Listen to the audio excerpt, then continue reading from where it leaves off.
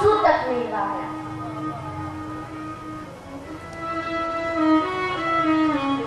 तो उसी तरह कभी भी संघार में शोक नहीं होना चाहिए।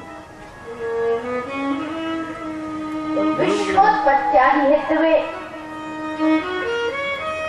उसके बाद श्लोक का है दैविक ताप। दैविक ताप यानी भूत प्रेत की पीड़ा, जैसे कि घर में आग लग जाना, देवताओं के द्वारा दिए गए ताप, अकाल पड़ जाना, अधिक वर्षा होना, सूखा पड़ना, ये सब दैविक ताप है, देवताओं के द्वारा दिए गए ताप है। और इनसे बचने का सिर्फ एक ही उपाय है, और वो है शक्ति मिलके कीर्तन करो। क्योंकि श्रोताओ, भागवत कथा से तो सारा संसार पवित्र होता है, लेकिन भगवान के हरे कृष्ण महामंत्र कीर्तन से सारा ब्रह्मांड पवित्र हो जाता है। क्योंकि भगवान के नाम में बहुत शक्ति है। भागवत में भी लिखा है, आपंदः संस्कृतिं घोरां यन्नाम विविसोग्ररन् ततः सद्यो विमुच्येत् तत् विवेति स्वयं भयम्। Living beings who are entangled in the complicated masses of birth and death can be freed immediately by even unconsciously chanting the name of Lord Krishna.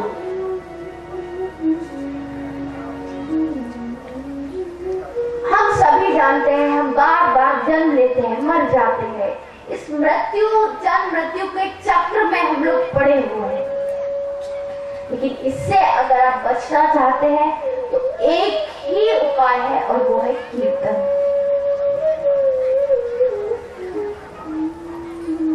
दैविक ताप। तीसरा है आध्यात्मिक ताप।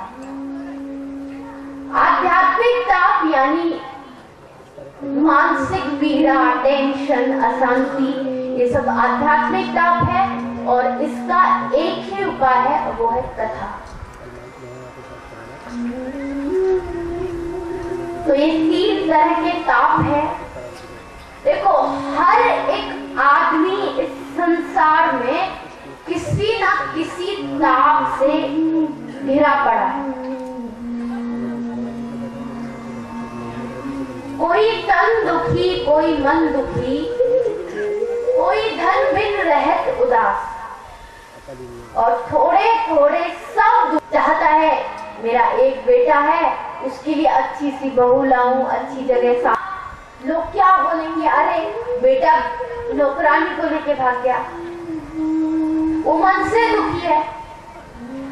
और कोई धन बिन रहत उदास, थोड़े सब दुखी, सुखी राम को दास। इस संसार में हर एक आदमी किसी ना किसी ताप से दुखी है। अगर सुखी कोई आदमी है तो वो केवल एक भगवान का दास है। तो इसलिए जब तक हम भगवान की शरण नहीं लेंगे, तब तक हम सुखी नहीं रह सकते। तापत्रय विनाशाय, और इस श्लोक का अंतिम चरण है श्री कृष्णाय वयम नमः।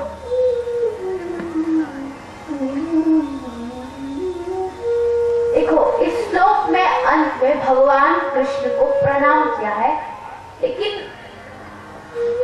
श्री का मतलब क्या है? श्री कृष्णाय वयम नमः। तो देखो, ये जो श्री है, नहीं हमने ये स्वयं राधा रानी है।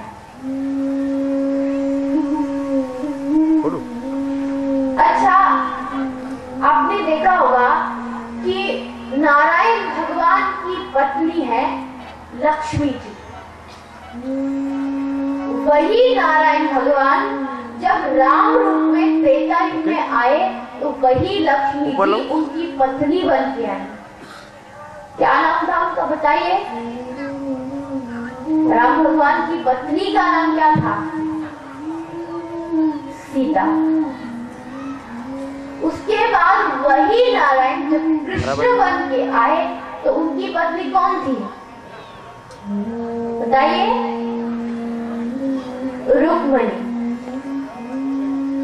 तो अब नारायण भगवान की पत्नी हुई लक्ष्मी जी, राम भगवान की पत्नी हुई सीता जी, कृष्ण भगवान की पत्नी हुई रुक्मणी जी। तो राधा रानी कौन है? ये तो भगवान की पत्नी भी नहीं है।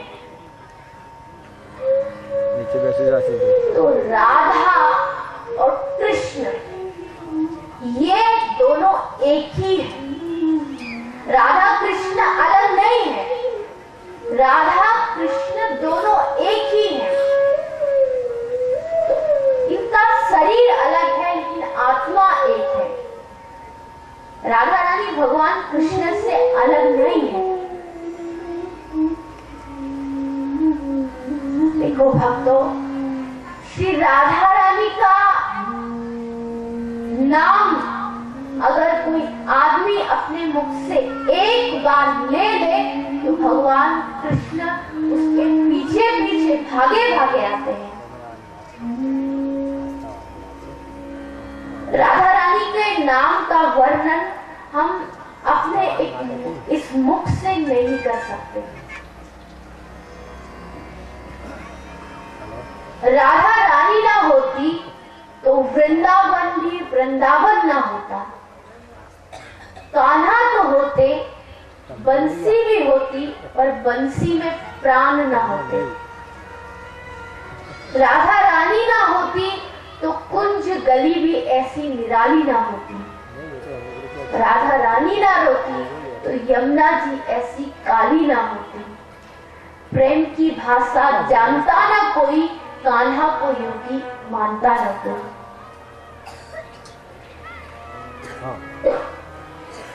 आप लोगों ने देखा होगा कि भागवत में कहीं पर भी राधा नाम नहीं आया है। क्यों? सुखदेव जी ने भागवत में राधा नाम क्यों नहीं लिया? इसके दो अर्थ है। पहला अर्थ तो ये है कि श्री राधा रानी सुखदेव जी की गुरु है।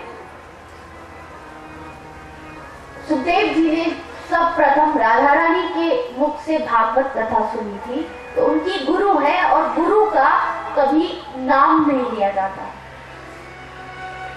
तो पहला अर्थ तो ये है। और दूसरा अर्थ है कि सुखदेव जी ने भागवत में राधा नाम इसलिए नहीं लिया क्योंकि राधा नाम में इतना मिठास है, इतनी प्रेम है कि अगर सुखदेव जी एक बार राधा बोल देते तो उसी समय उनकी समाधि लग जाती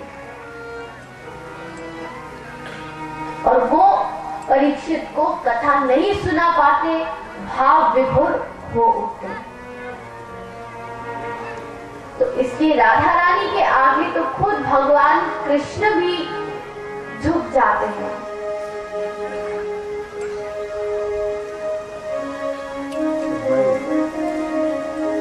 राधा नाम नदिया की धारा बही जाए रे, राधा नाम नदिया की धारा बही जाए रे, राधा नाम नदिया की धारा बही जाए रे, राधा नाम नदिया की धारा बही जाए रे,